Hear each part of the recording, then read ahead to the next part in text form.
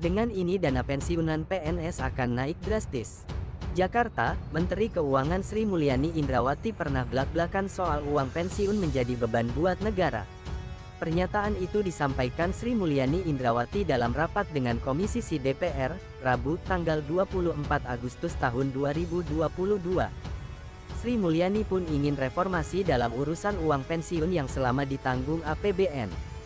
Reformasi di bidang pensiun saat ini menjadi sangat penting, ujar Sri Mulyani.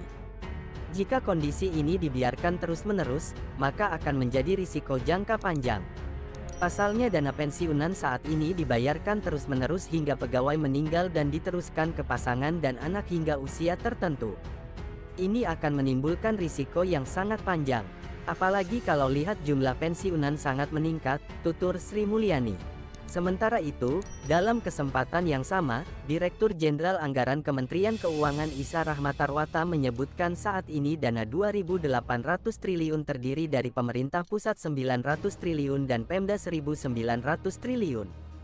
Nah, merespons reformasi dana pensiun yang ditegaskan Sri Mulyani, belakangan muncul desakan agar uang pensiun anggota DPR dihapus.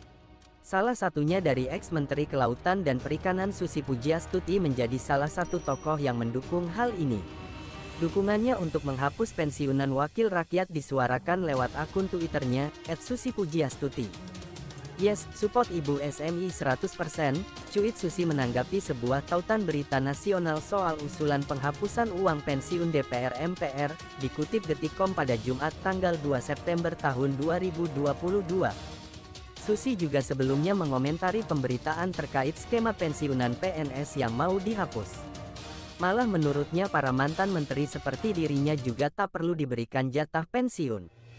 Mantan Sekretaris Kementerian BUMN Said Didu juga meminta uang pensiun anggota DPR dihapus.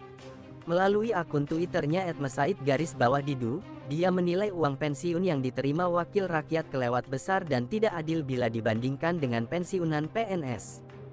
Misalnya, seseorang mulai jadi PNS di umur 25 tahun dan pensiun di umur 60 tahun. Artinya, selama 35 tahun penuh orang tersebut membayar iuran pensiun. Sementara wakil rakyat, cuma kerja 5 tahun, bayar iuran pensiun hanya 5 tahun, namun jatah uang pensiunnya hingga seumur hidup.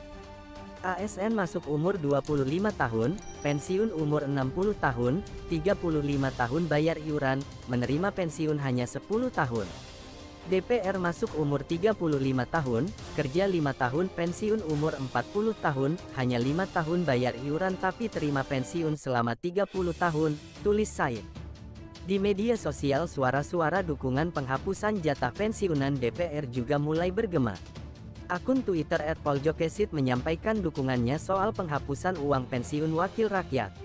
Pensiun DPR juga sekalian ini Bu hapus, kerja gak pernah capai target 5 tahun aja tapi dapat uang pensiun seumur hidup, bisa diwarisin juga, cuit akun tersebut.